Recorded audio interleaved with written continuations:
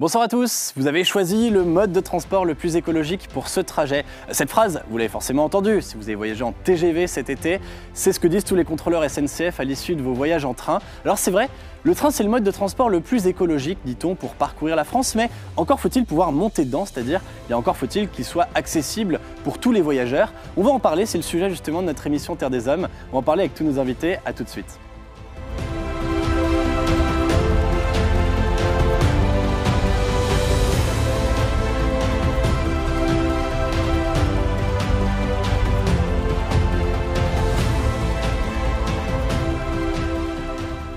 Alors pour parler de l'accessibilité du train, j'ai un très beau plateau autour de moi. Je commence par vous, bonsoir Nassima Baron. Bonsoir. Vous êtes professeur de géographie urbaine à l'université Gustave Eiffel, auteur d'un certain nombre de publications, on ne pourrait pas tous les citer. Je peux par exemple présenter Réseau ferré et territoire, c'est un ouvrage que vous aviez coécrit il y a de cela quelques années. Vous avez aussi conduit un rapport sur l'accessibilité des transports pour les pays de l'OCDE, c'est ça? Oui. Alors à vos côtés, Nassima Baron, j'accueille aussi Alexis Chailloux, bonsoir. Bonsoir. Vous êtes spécialiste de la question des réseaux ferrés pour le réseau Action Climat. Donc vous êtes engagé sur ces différents sujets. C'est pour ça qu'on a le plaisir de vous recevoir ce soir. Et à vos côtés, enfin, Mariali, bonsoir. Bonsoir. Mariali, vous êtes consultante SIA Partners et spécialiste justement en particulier de l'économie du transport ferroviaire. Et c'est la raison pour laquelle je tenais à vous avoir tous ensemble ce soir pour bien croiser vos différents regards, vos différentes analyses sur la question qui nous intéresse, c'est-à-dire comment rendre le train le plus accessible possible à tous les voyageurs. Mais avant ça, j'aimerais qu'on fasse une minute culture. On n'a pas toujours l'occasion de le faire dans l'émission Terre des Hommes, mais je crois que ce soir ça s'impose. Je voulais vous remontrer, Nassima Baron, une affiche que vous connaissez bien. C'est l'affiche d'une exposition du Centre Georges Pompidou, Le Temps des gares. Cette exposition, c'était en 1978 qu'elle s'est tenue. Et alors, on voit en plus l'iconographie de l'affiche qui est intéressante, avec cette gare en forme de tour de Babel, vers laquelle semblent converger toutes les lignes ferrées du pays. L'idée qu'une gare, ça soit une tour de Babel, il y a quelque chose qui est intéressant, c'est-à-dire qu'à la fin des années 70, la gare, c'est le monument qui modèle les paysages urbains. C'est vraiment ça. Absolument. C'est le début de ce boom métropolitain des grandes villes comme Paris ou des grandes villes européennes.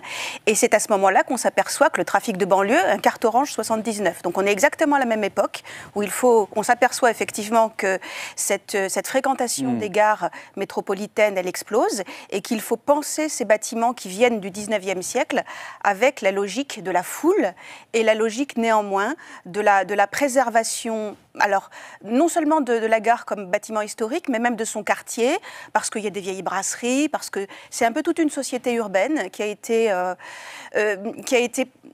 maintenue, développée à travers cette civilisation du transport public. Parce que les années 70-80, c'est aussi le moment de la voiture, évidemment. Et donc, c'est un peu un choix, aller vers le transport public ou aller vers les routes et les voitures. Et la France a essayé de garder les deux le plus longtemps possible, bien sûr. Il y avait cette citation que j'avais retrouvée en vous lisant justement dans un article de recherche. Alors, c'est un peu plus ancien, c'est une citation d'un auteur qui s'exprime en 1940. Mais justement, René Closet dit « La gare, c'est le monument le plus représentatif des métropoles modernes. » On est en 1940, mais aujourd'hui, en 2024, est-ce que, je vais vous poser la question, est-ce que cette expression vous semblerait encore convenir? Est-ce qu'on vit encore au temps des gares ou est-ce que ce temps est révolu? Alexis Chailloux. Bon, on vit encore au temps des gares, on voit que le transport ferroviaire vit des heures plutôt fastes. La difficulté, c'est que la gare a été concurrencée par d'autres lieux et d'autres modes de transport. Pour la longue distance, c'est les aéroports. Avec une expérience d'ailleurs en aéroport, on pourra en parler, qui est peut-être moins humaine que ce qu'on peut vivre en gare. Et puis la voiture, le système autoroutier qui s'est développé après la Deuxième Guerre mondiale et qui aujourd'hui fait concurrence au train, ce qui fait que le ferroviaire se redéveloppe plutôt, mais la voiture ne diminue pas et l'avion ne diminue pas. Donc finalement, d'un point de vue écologique, l'équation n'est pas complètement résolue. Et on va y venir. Mais avant ça, je vous avais promis une chose, c'est que ce soir, vous allez vous mouiller un peu. Vous allez nous raconter quand même un petit peu votre expérience du train, parce que tout le monde a pris le train dans sa vie. C'est quelque chose avec quoi on a tous évidemment une expérience personnelle. Alors Mariali, peut-être, je commence par vous, tant pis, mais est-ce que vous avez un souvenir, quelque chose qui vous permet de dire, comme Alexis Chailloux, si vous êtes d'accord avec lui, que le train c'est une expérience plus humaine? Certainement, oui. Qu'est-ce qui se passe quand on prend le train? C'est pas le mode de transport le plus rapide aujourd'hui. Alors, ce n'est pas toujours le mode de transport le plus rapide. Disons que pour la plupart des voyageurs, le train, c'est c'est pour aller sur le lieu de vacances ou aller sur le lieu de travail. Donc, pour ceux qui ont la chance de partir en vacances, le voyage ne commence pas quand on arrive à une gare de destination. Le voyage commence quand on arrive à la gare de départ. Donc, vous avez parlé de lieu qui est la gare. Donc, j'aime beaucoup personnellement passer dans les boutiques pour acheter quelques journaux. Donc le train, c'est un lieu pour bouquiner. Et on voit très bien que pour les familles, c'est une expérience très très confortable de voyager dans le train. Le train fait partie intégrale du voyage et on sait que pour 40% de voyageurs, ce n'est pas très grave si le train est un tout petit peu en retard ou si le trajet dure un tout petit peu longtemps. Contrairement à l'idée qu'on se fait des Français toujours agacés par les fameux retards de la SNCF. Parce qu'ils sont déjà là, ils ont déjà l'impression d'être en vacances. C'est déjà une expérience de voyage qui commence. Une précision sur les retards, puisqu'on en parle souvent. En 2023, 40% des vols au départ de la France avaient plus de 15 minutes de retard. Ah, on y vient. Personne ne partage cette information et c'est souvent sur les retards des trains qui sont plutôt moins nombreux. Comment ça se fait qu'on insiste plus sur le retard des trains alors? C'est une vraie question. Je pense qu'il y a plus de Français qui prennent le train que qui prennent l'avion. C'est-à-dire que l'avion continue à être réservé à principalement des cadres supérieurs qui partent en vacances. Et du coup, tout le monde n'a pas cette expérience-là. Donc tout le monde ne la partage pas, alors que tout le monde a déjà eu un train ou un bus, un métro en retard. Si je peux compléter cette remarque, je pense qu'elle est tout à fait juste. Et je pense qu'on a également deux types de voyageurs. On a les personnes qui vont bien sûr en vacances, donc les loisirs, mais aussi les personnes qui vont sur le lieu de travail et qui, du coup, changent plusieurs fois le mode de transport. Et pour ces personnes-là qu'on appelle les navetteurs ou les pros... Comment, pardon? Les navetteurs. Les navetteurs. Donc, ils font la navette entre des différents lieux. Le retard... C'est 1 minute de retard, finalement, ça peut être quelque chose de très problématique parce qu'ils vont rater la correspondance. Sûr, et c'est là où on voit le stress accumulé, c'est là où on peut parler de la charge mentale en fait, de voyage dans le train et aussi le voyage quand on a une correspondance, il ne faut pas que le train soit en retard, bien sûr. Tout à fait. Oui, c'est vrai que ces conditions sont de plus en plus... La tolérance des voyageurs et des voyageurs ferroviaires à ces difficultés potentielles d'exploitation des gares, parce que c'est des réseaux qui sont très chargés. C'est un vrai sujet. Je crois que dans cette réflexion sur l'accessibilité, il faut avoir une définition assez large de l'accessibilité. On vient de parler de l'expérience de la tolérance au temps. Moi, je pense qu'après l'été, là, il faut aussi parler des conditions climatiques, parce qu'il y a le temps d'attente autant que le temps de trajet quand on dépend des transports collectifs. Donc on voit que dans les gares maintenant, il y a des distributeurs d'eau gratuits pour se rafraîchir.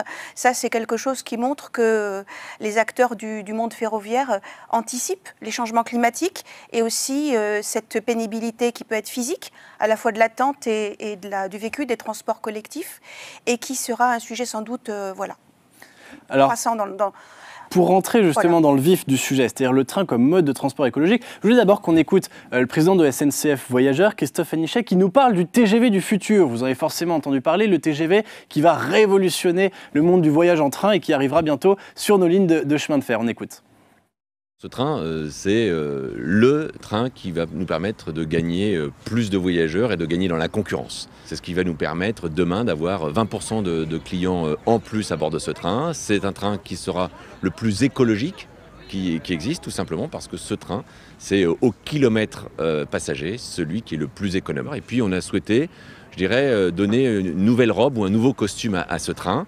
On a tous connu le TGV Orange, qui était synonyme de prouesse, de technologie. Là, on a souhaité un TGVM qui s'insère plus dans le paysage et qui est vraiment une communion entre le train, le paysage et le voyageur. C'est ça qui a été souhaité avec cette nouvelle livrée.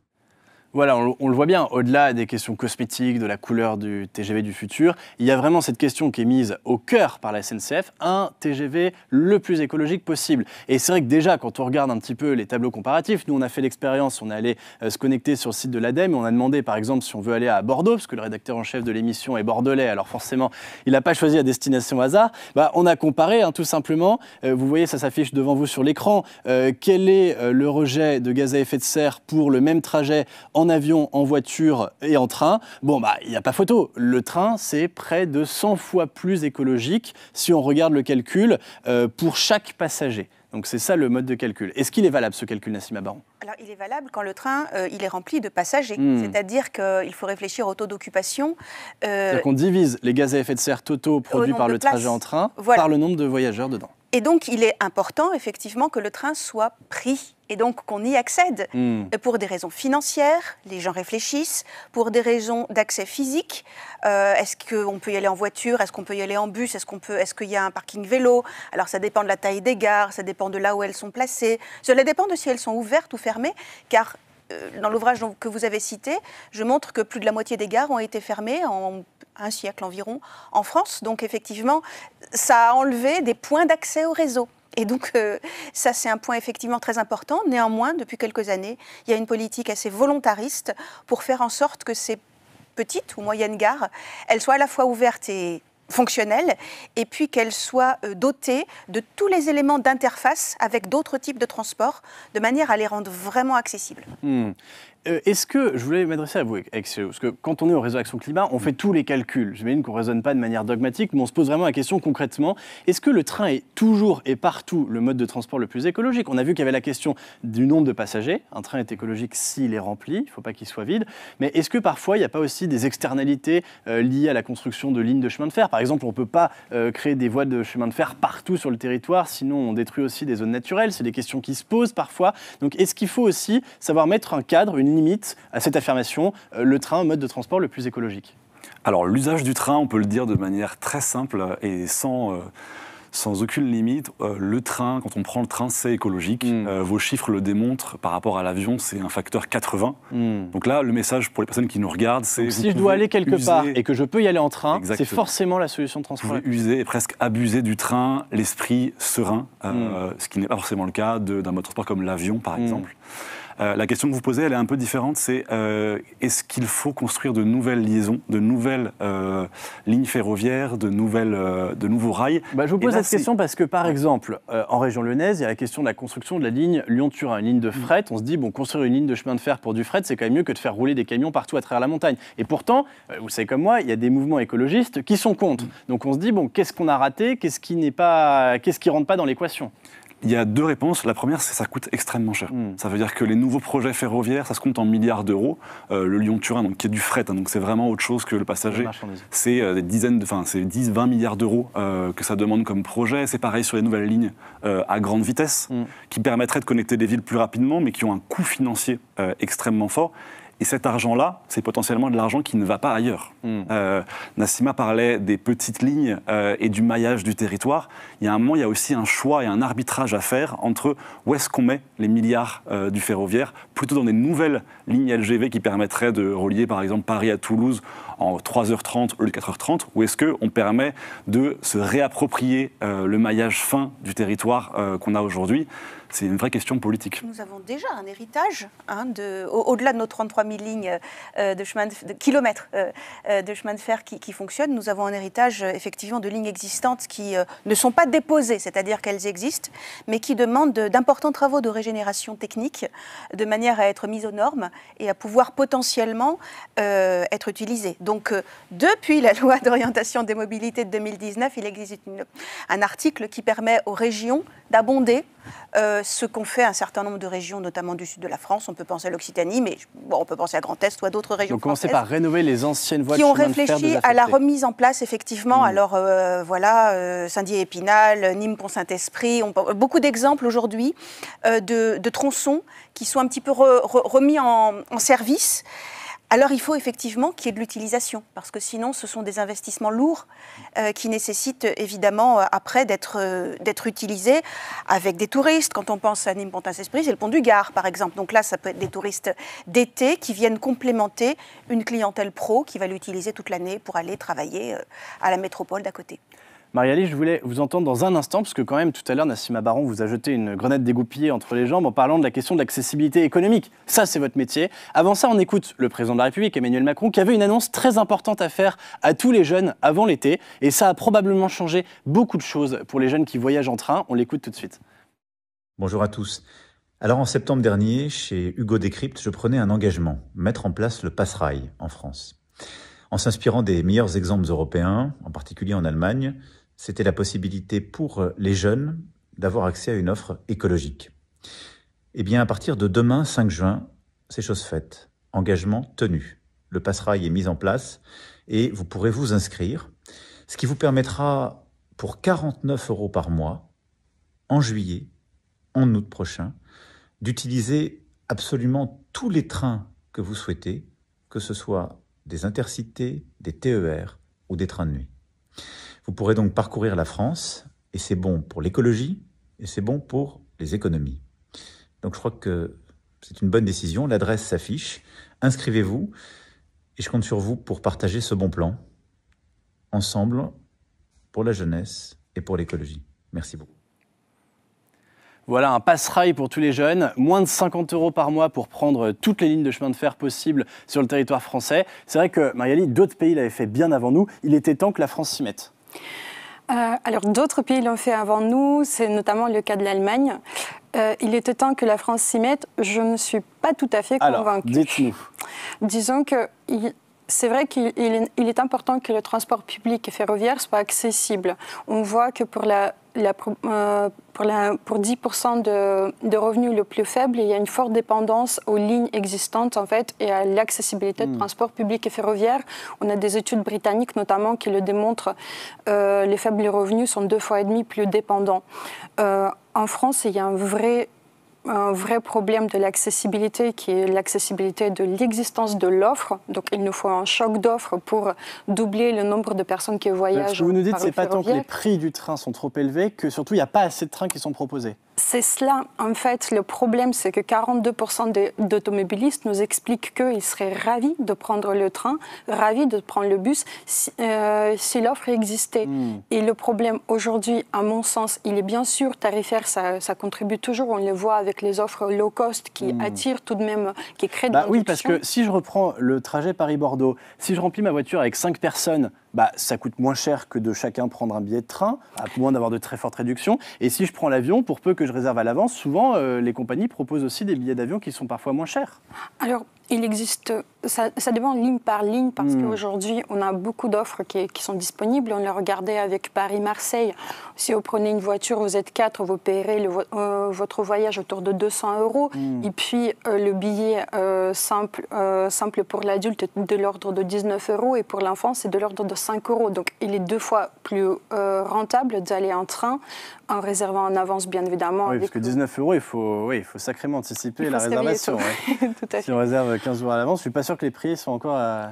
Et donc ce qu'on a vu avec l'Allemagne, c'est que les offres accessibles, elles ne créent pas nécessairement de l'induction. C'est-à-dire que les personnes qui n'ont pas l'habitude de voyager en train ne vont pas venir parce que c'est devenu plus accessible. En revanche, ce qui est sûr, c'est que c'est un levier tarifaire et le levier tarifaire fonctionne pour une partie de la population. Alexis Chaillot ? Il y a un débat dans le monde ferroviaire. Est-ce qu'il faut jouer d'abord sur l'offre ou sur les tarifs ? Oui. En fait, On a ce nous, débat-là. pense qu'il faut faire les deux. D'accord. C'est-à-dire que typiquement, sur la longue distance, donc les TGV, là, que vous avez montré tout à l'heure, il n'y a pas de subvention. Il n'y a pas d'argent qui est donné pour subventionner. C'est le voyageur qui paye le TGV, tout c'est l'usager qui paye 100% du voyage. C'est une vraie question. Est-ce qu'on ne veut pas, d'une manière ou d'une autre, encourager ce mode de transport par rapport à l'avion notamment Aujourd'hui, Greenpeace a sorti une étude qui montre que depuis la France vers l'Europe, à trajet égal, donc par exemple Marseille-Londres, le train va être 2,5 fois plus cher que l'avion. Il y a un moment, on peut avoir tous les discours écologiques qu'on veut, si vous comparez deux modes de transport et qu'il y en a un qui est 2, 3, 4 fois moins cher, même les écolos les plus aguerris pourraient hésiter au moment de prendre le train. Donc je pense qu'il faut quand même avoir ce débat sur la tarification, et c'est le train longue distance qui est trop cher, mais c'est aussi l'avion qui est trop subventionné. Ça, peut-être qu'on pourra en parler après. Alors, en un mot, j'ai quelque chose à vous montrer. Il y a aussi un labyrinthe des tarifs. Vous savez, c'est question de baisser les tarifs. Je suis la plus âgée du groupe, mais moi je me rappelle feu Georges Frêche qui, en feu Languedoc-Roussillon, avait mis les TER à 2 € ou à 1 €. Et ce qui fait que ça coûtait plus cher de mettre des contrôleurs dans le train pour venir chercher le billet à 1 €. Et donc ça fait longtemps qu'on essaye, qu'on fait des tarifications. C'est depuis effectivement la régionalisation des TER pour la France. Donc depuis très longtemps, depuis 1997. Et c'est vrai qu'il y a eu toutes ces régions ont des tarifs avec des noms qui sont tous différents et qui mettent un petit peu la région dans une bulle. Et on veut faire, moi je ne sais pas, passer de Bordeaux à Lyon, où on change de région et on ne sait plus dans quel voilà. C'est la lisibilité aussi des offres. Et puis tout ne doit pas être fait pour les jeunes. Je pense qu'effectivement, l'accessibilité, c'est aussi penser aux personnes âgées, c'est aussi penser au PMR. Et là, vous nous parliez aussi des questions, par exemple, du numérique. Voilà ces questions numériques. C'est pas toujours simple de s'y retrouver avec les applications. Les régions aujourd'hui mettent en place des applications, non seulement pour donner des informations, mais incontournables pour avoir physiquement son ticket. Donc là, ça peut mettre aussi de côté des personnes qui sont dans l'électronisme, comme on dit, et je vous dirais même dans les difficultés avec l'écrit. C'est quand même 5 à 6% encore de la population, on y réfléchit peu. Un dernier mot, parce que je voulais qu'on parle un peu de l'offre, mais d'abord ça, je vous montre des images qu'on a tournées. C'est un reportage qu'on est allé faire à Roscoff, c'est dans le Finistère, et là, il y a une vraie question qui se pose sur l'usage des petites lignes de train. On regarde ça tout de suite. Roscoff, Finistère, littéralement le bout du monde. Dans ce petit port breton très touristique qui dessert l'île de Bas, mais aussi l'Angleterre et l'Irlande, la gare SNCF n'est plus qu'un vieux souvenir inscrit dans le paysage. On vient de fêter les 140 ans de la ligne. Donc il y en a eu des trains de voyageurs et de marchandises. Ces voies ferrées, Jean-Yvon et Loïc les connaissent bien. On s'occupait de la vente de billets, de la circulation des trains, de l'expédition des colis. Ça, c'est la gare de Roscoff, quand même, les 3 voies sont occupées. À son apogée, la gare de Roscoff expédiait du fret, notamment des cargaisons de légumes, jusqu'aux confins de l'Europe. J'ai vu jusqu'à plus de 300 wagons dans la journée. La ligne était aussi très prisée des voyageurs. Parce qu'il y avait un train direct, un train de nuit, qui partait de Paris-Montparnasse, terminus Roscoff. Depuis un éboulement en 2018, plus aucun train ne circule sur les voies. Cette ligne était officiellement condamnée. Donc l'opportunité de l'inondation et de l'éboulement a été un des prétextes pour fermer définitivement la ligne. L'association pour la promotion du chemin de fer Morlaix-Roscoff milite pour sa réhabilitation. Les arbres, la végétation poussent à une vitesse grande V. Et donc la plateforme risque d'être aussi abîmée donc, avec cette végétation. Désormais, il faut prendre le car. On vient de Paris, on n'a pas de voiture, donc du coup on fait le trajet en train Paris-Morlaix. Ensuite on prend la ligne Morlaix-Roscoff pour rejoindre notre maison. Il faut tout de même 15 minutes de plus qu'en train. Et si certains s'en accommodent, la plupart des vacanciers viennent en voiture l'été. On passe de 3500 habitants à 17-18 000. Et avec les véhicules qui vont avec, on ne sait plus où les mettre. La maire de Roscoff a toutes les raisons du monde de réclamer le retour du train. Moi, quand je prends le car, j'ai jamais vu quelqu'un sortir son ordinateur dans le car, travailler dans le car. Il y a aussi les vélos, les personnes en fauteuil, les personnes âgées qui ont besoin d'un déambulateur, etc. Là, c'est impossible. Une personne en fauteuil doit être portée dans le car. Ces arguments, auxquels s'ajoute l'impact environnemental très positif du train, commencent à faire leur chemin. On s'est aperçu qu'il y avait une possibilité de perspective de 200 000 passages, d'où l'idée de rénover donc, cette ligne. Mais la partie est loin d'être gagnée. Il faut encore répartir l'effort financier entre les collectivités. Dans tous les endroits où les lignes ont été rénovées, c'est les élus qui ont pris ça en main. Oui. Et là, on a quand même un déficit de volonté. Oui. Voilà. Pour la CGT, c'est toute la politique ferroviaire qui est remise en question. On a mis tout sur le TGV, c'est important le TGV, mais ça ne suffit pas à irriguer l'ensemble du territoire. Et il y a un certain nombre de kilomètres de petites lignes sur le réseau français, je crois que c'est 9000 km à peu près, qui craint pour son existence, quoi. Ici, à Roscoff, beaucoup auraient préféré voir l'État voler au secours des petites lignes, plutôt que de gagner un quart d'heure sur le TGV Paris-Brest. Voilà, c'était ce reportage tourné avec les images de Camille Jaïr à Roscoff et à Morlaix dans le Finistère. Alexis Chaillot, on a vu l'exemple de cette ligne Morlaix-Roscoff. Il y en a beaucoup d'autres, des petites lignes qui ont fermé ces dernières années. Question toute simple, est-ce qu'il faut les rouvrir ? Oui, il faut les rouvrir et pour ça, il faut investir. Il faut mettre l'argent sur la table dans la modernisation, dans la rénovation de ces lignes-là qui ont été progressivement abandonnées. Ce n'est pas des fermetures sèches le plus souvent. C'est des rails qui s'usent, du coup les trains vont moins vite, du coup il y a moins de gens qui prennent le train, du coup il y a moins de revenus, on investit moins. C'est un cercle vicieux vicieux et il faut absolument sortir de ce cercle vicieux. C'est ce qui a conduit par exemple une autre ligne entre Clermont-Ferrand et Saint-Étienne, qui sont quand même deux métropoles majeures situées à 100 km l'une de l'autre, qui n'ont pas de liaison ferroviaire. C'est une aberration. Si on veut que les gens laissent leur voiture pour prendre le train, il faut mettre l'argent sur la table. Marie-Ali, l'argent, c'est qui doit le mettre? C'est les collectivités qui sont aux premiers avant-postes? Alors, ça pourrait l'être, mais disons qu'ils n'ont vraiment pas d'argent. Donc, je pense que c'est plus l'État qui peut mettre la main sur la pâte, ou bien les autres modes de transport. C'est l'idée de flécher, par exemple, une partie de TICPE vers les investissements ferroviaires. Mais je me permets de ne pas être d'accord avec Alexis. Je me dis que finalement, on peut proposer une offre de transport sans que ça soit nécessairement ferroviaire, de l'instant où c'est écologique et public. Le train, il faut qu'il arrive à se combiner avec d'autres types de transports, surtout dans ces territoires ruraux ou ces territoires périurbains sur lesquels la route et le rail ne sont pas forcément des ennemis. Ces jeunes qui partent l'été, ou bien cette côte bretonne qui a fait en une vingtaine d'années, par exemple, énormément d'efforts sur les pistes cyclables littorales du trait de côte, et bien là, on pourrait réfléchir vélo-rail et travailler à la fois l'accessibilité pour tous, j'y reviens, parce qu'il y a ce rapport au CDE 2024 qui s'appelle « Accessibilité pour tous ». Et les ministres des Transports de tous les pays, y compris la France, portent ce discours. Et donc, articuler le vélo, articuler la voiture électrique, si nécessaire, avec l'accès à ces gares rurales et réutiliser des trains ruraux. C'est ce à quoi on peut réfléchir en France, à partir de l'articulation des modes de transport entre eux. L'intermodalité. Pour revenir au temps des gares. Voilà, ça sera un peu la solution que vous prenez en cette fin d'émission Terre des Hommes. Merci Nassima Baron, merci Alexis Chaillot, merci Marie-Ali d'avoir participé à notre émission. On se retrouve très vite bien sûr pour Terre des Hommes. Merci de nous avoir suivis.